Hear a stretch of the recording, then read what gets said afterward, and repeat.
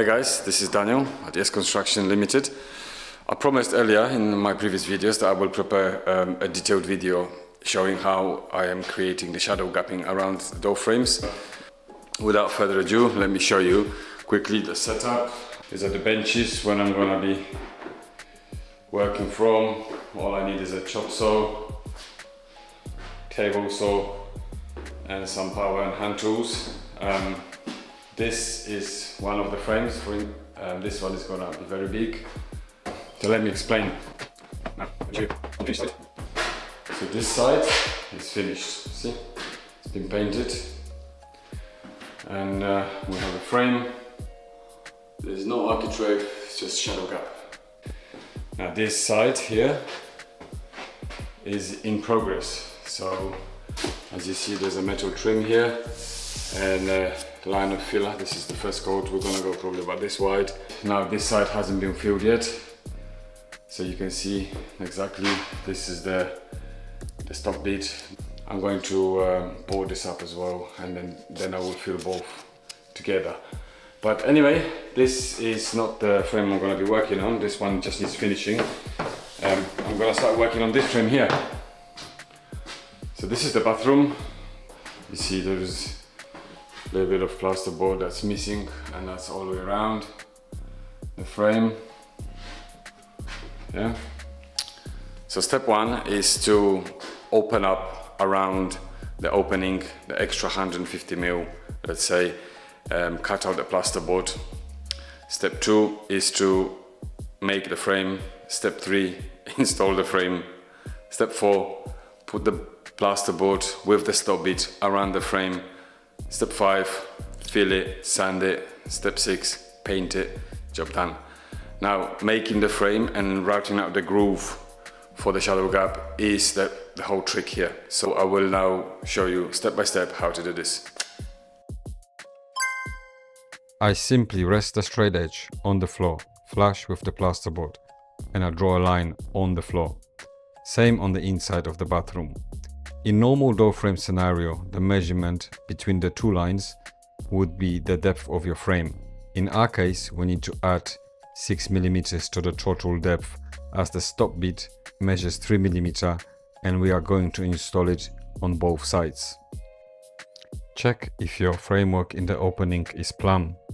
If it isn't, then you have to measure the width of the frame in the widest point.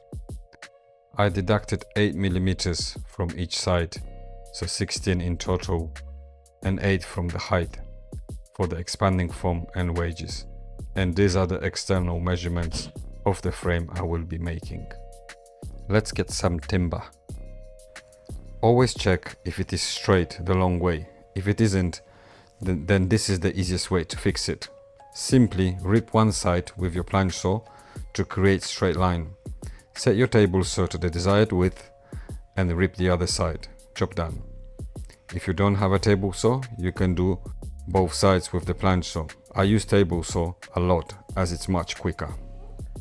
Now I am cutting all pieces to the correct length. I am using simple rabbet joint on this frame, and this is how it's done. This small section needs to be cut out. I am going 10 mm deep. Today I am doing this the hard way, multiple rounds on the table saw until it is all gone. You can do this just with 2 cuts, but this is just me. I don't like to repeat the same thing over and over again, even if it's easier. And as you see, now I have all the cleaning up to do as well. It's best to sand down all the pieces before assembling the frame. At this stage, you can easily chamfer the edges nicely. It's much harder to do this after you put the frame together. I always get all the pieces smooth and ready. Right, so the first stage of preparing the frame, it's done. Before I install it, I will route out the holes where the screws are gonna go. They're gonna be 12.5 mil diameter. So then I can just plug them in with a peg after the installation. So I'm gonna now create those holes. It's much easier to do this now than after the frame has been assembled. all the pieces are loose now, I can very easily take all the measurements and, you know, do the work. So yeah. I draw the lines where the holes are going to be. Usually I don't exceed 400 millimeters between the fixings, and I always do 2 fixings in line. I know that a lot of people using only 1 fixing and they hide it underneath of the doorstop, so it's looking clean. It's a good concept, but I don't like the idea of 1 fixing. The frame can bow, and 2 fixings definitely reducing that risk. To make it all look good and smooth, I plug the holes with wooden pegs after installation, made out of the same material to avoid filler work. This way it's looking professional, but I have to charge for it extra as it takes a lot longer. Now it's all ready for assembly. This is the glue I'm using. Honestly, it's amazing.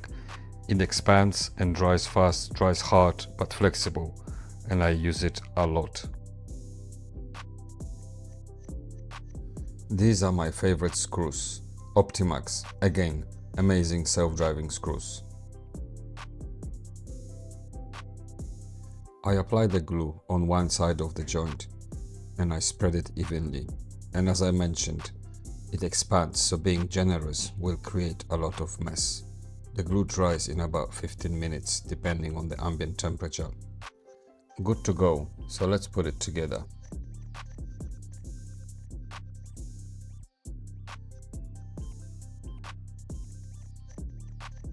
Little bit of cleaning up and we are ready to sand the joint.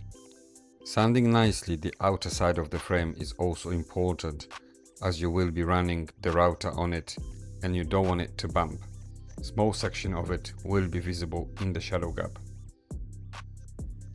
I am setting the router to plunge 12 mm and 3 mm deep. Always perform a little test first. My frame is 33 mm thick, so after the shadow gap material removed should be 30 mm. And that is exactly what I have. I am happy with it, so we run the router all the way around on both sides of the frame. And again, sand it and smooth it now, it's easier.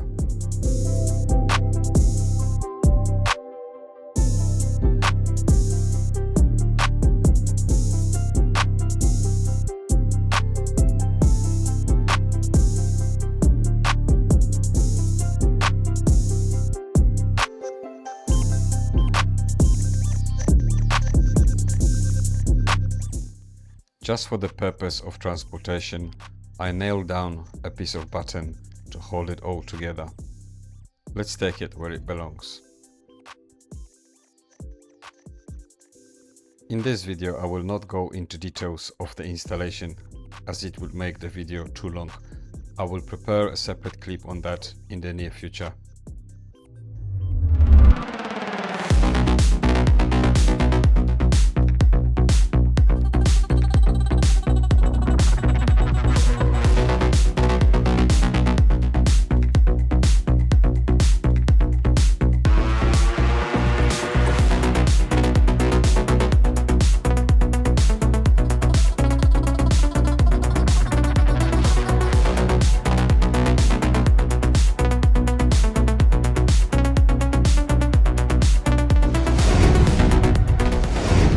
Fitted now, and it's time to wrap it around with the plasterboard. This little piece is like just a little tester here.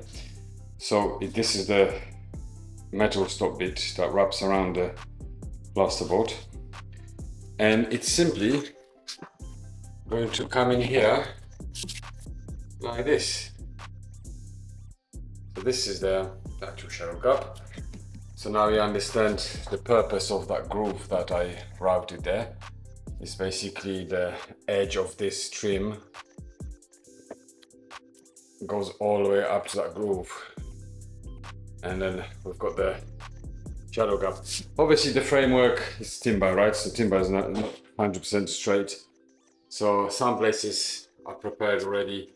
I had to put a packer here and there, some places 2 packers, just to make sure that everything is all nice and flush with this edge. And now I want to cut full pieces of plasterboard from here to here. gonna put a bit of ply in between here also to stitch it up together. Then this particular wall will be all plastered because this is a fresh plasterboard.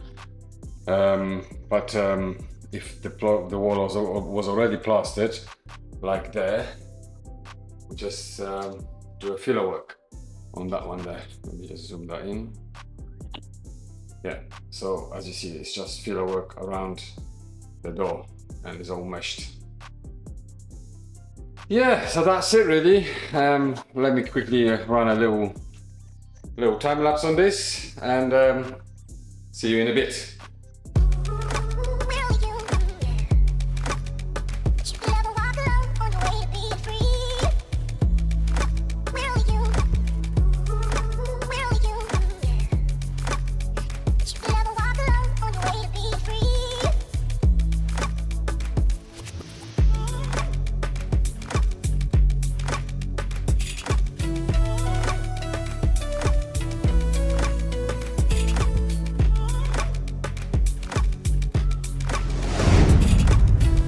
And the shadow gap business is finished. I just finished plastering the wall and around the beads, and here we are. Let me show you. So I plastered this wall just now, still wet, and this is what we have. Nicely, no shadow, no architrave, just a shadow gap around.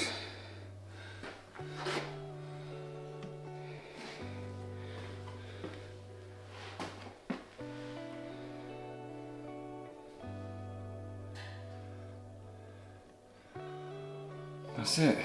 And then inside here, we've also got, we're going to have micro cement here. So micro cement will end here.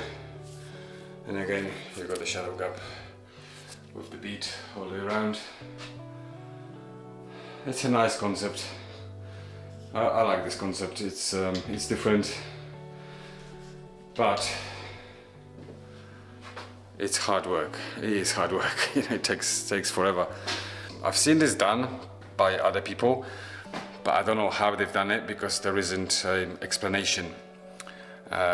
In this video, I showed you my way of doing it. I just I've been thinking for a long time, drawing this, trying to use different products, maybe modifying some trims, and to get that 3mm shadow gap.